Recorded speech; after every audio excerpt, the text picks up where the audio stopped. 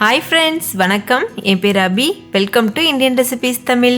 நம்ம இன்னைக்கு இந்த வெயிலுக்கு நல்ல குளுன்னு ரொம்ப ஹெல்தியான ரொம்ப டேஸ்டியான ஒரு ஹெல்தி ட்ரிங்க் தான் பார்க்க போகிறோம்.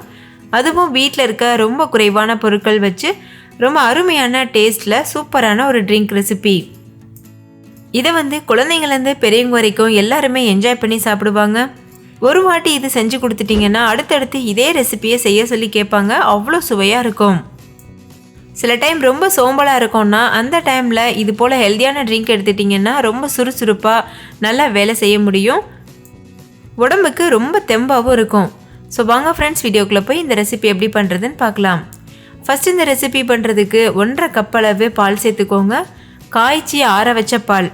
நான் ஃப்ரிட்ஜில் ஒரு 1 மணி நேரம் வச்சு எடுத்திருக்கேன். அதனால் இது நல்லா சில்லுன்னு இருக்குது. இந்த ரெசிபிக்கு சில்லுன்ற பால் யூஸ் பண்ணிங்கன்னா ரொம்ப சூப்பராக இருக்கும். ஸோ நான் 1.5 கப் அளவு எடுத்திருக்கேன். இது 300 ml அளவு பால் இருக்கும். அடுத்தது 2 வாழைப்பழம் எடுத்துக்கோங்க.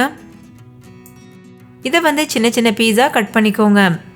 நீங்கள் வாழைப்பழத்துக்கு பதிலாக ஆப்பிள், அதுக்கப்புறமா மாதுளம்பழம், தர்பூஷணி இந்த மாதிரி உங்களுக்கு பிடித்தமான பழங்கள் கூட எடுத்துக்கிறலாம்.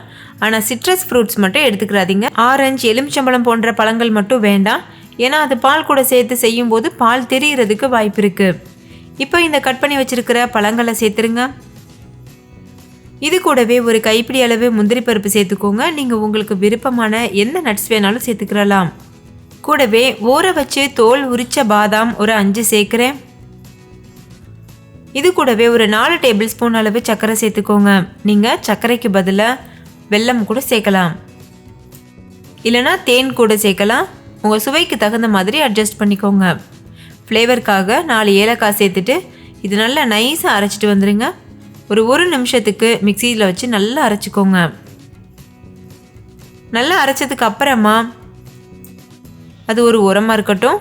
நீங்கள் எந்த கிளாஸில் சர்வ் பண்ண போகிறீங்களோ அந்த கிளாஸில் கொஞ்சம் போல் கட் பண்ண பனானா துண்டுகள் சேர்த்துக்கோங்க. நீங்கள் எந்த பழம் சேர்க்குறீங்களோ அந்த பழத்துடைய துண்டுகள் தான் சேர்க்கணும். கூடவே 1.5 டேபிள் ஸ்பூன் அளவுக்கு சப்ஜா விதைகள் சேர்த்துக்கோங்க. சப்ஜா விதைகளை ஒரு 1/2 மணி நேரம் ஊற வச்சுட்டு தண்ணியில் நல்லா ஊற வச்சுட்டு அதுக்கப்புறமா சேர்த்துக்கோங்க. இப்போ இதில் நம்ம அரைச்சி வச்சுருக்கிற பாலை சேர்த்துக்கோங்க. இப்போ இதுக்கு மேலே நம்ம விருப்பத்திற்கேற்ப நல்லா டெக்கரேட் பண்ணிக்கலாம். நட்ஸ் வச்சு டெக்கரேட் பண்ணலாம், இல்லைனா குங்குமப்பூ போட்டு டெக்கரேட் பண்ணலாம். அது நம்மளுடைய விருப்பம்தான். இதுக்கு மேலேயும் நீங்கள் கொஞ்சம் போல் ஐஸ் கட்டிகள் போட்டு கூட கொடுக்கலாம். இன்னும் நல்லா சில்லுன்னு சாப்பிட ஆசை இருந்ததுன்னா அந்த மாதிரி கூட பண்ணலாம். இப்போ இது போல் நல்லா மிக்ஸ் பண்ணிக்கோங்க. அப்போ தான் நம்ம சேர்த்துருக்கிற அந்த சப்ஜா விதைகள் பனானாலாம் நல்லா மிக்ஸ் ஆகும். நான் இந்த ட்ரிங்க் செய்யும்போது அரைக்கும் போது வாழைப்பழம் சேர்த்துருந்தேன். அதனால் நான் வாழைப்பழங்கள் கட் பண்ணி சேர்த்துருக்கேன். நீங்கள் ஒரு வேளை ஆப்பிள் இந்த மாதிரி பழங்கள் சேர்க்குறீங்கன்னா அந்த பழங்களை கட் பண்ணி சேர்த்துக்கோங்க. அப்போ அது சாப்பிடும்போது வாயில் கடிப்படும். அப்போ ரொம்ப டேஸ்ட்டாக இருக்கும். இப்போ இதை டெக்கரேட் பண்ணுறதுக்கு 1 டீஸ்பூன் அளவுக்கு சப்ஜா விதை சேர்த்துக்கோங்க.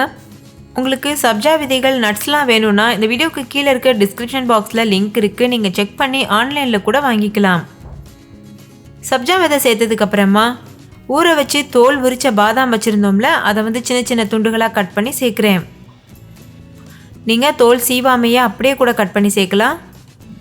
அதுக்கப்புறமா இது மேலே கொஞ்சம் போல் பிஸ்தாவை கட் பண்ணி சேர்த்துக்கோங்க. இதில் நீங்கள் உங்களுக்கு விருப்பமான நட்ஸ், ட்ரை ஃப்ரூட்ஸ்லாம் சேர்க்கலாம். ரொம்ப சுவையாக இருக்கும். அவங்கவுங்க சௌகரியத்துக்கு ஏற்ற மாதிரி சேர்த்துக்கிறலாம். அவ்வளோதான், நம்மளோட டேஸ்டியான ஹெல்தி சம்மர் ட்ரிங்க் சூப்பராக தயாராகிருச்சு. ஃப்ரெண்ட்ஸ், நீங்களும் கட்டாயம் இந்த ரெசிபியை ட்ரை பண்ணி பாருங்கள். நீங்களே பார்த்தீங்களா இது எவ்வளோ ஈஸியாக இருந்தது. ஸோ கட்டாயம் ட்ரை பண்ணுவீங்கல்ல. ட்ரை பண்ணிவிட்டு உங்கள் எக்ஸ்பீரியன்ஸ் எப்படி இருந்ததுன்னு கமெண்ட்லேயும் கூட ஷேர் பண்ண மறந்துடாதீங்க. இன்னொரு சூப்பரான ரெசிபியோடு நான் உங்களை சந்திக்கிறேன். அதுக்கு முன்னாடி இந்த வீடியோ பிடிச்சிருந்தா லைக் பண்ணுங்கள், உங்கள் ஃப்ரெண்ட்ஸ் கூட ஷேர் பண்ணுங்கள். நம்ம சேனல் இந்தியன் ரெசிபீஸ் தமிழை சப்ஸ்கிரைப் செய்துக்கோங்க. கூடவே இருக்க பெல் சிம்பலையும் கிளிக் பண்ணிவிட்டு ஆல் அண்ட் ஆப்ஷனையும் கிளிக் பண்ணி சேவ் பண்ணிக்கோங்க. தேங்க்யூ, பாய்.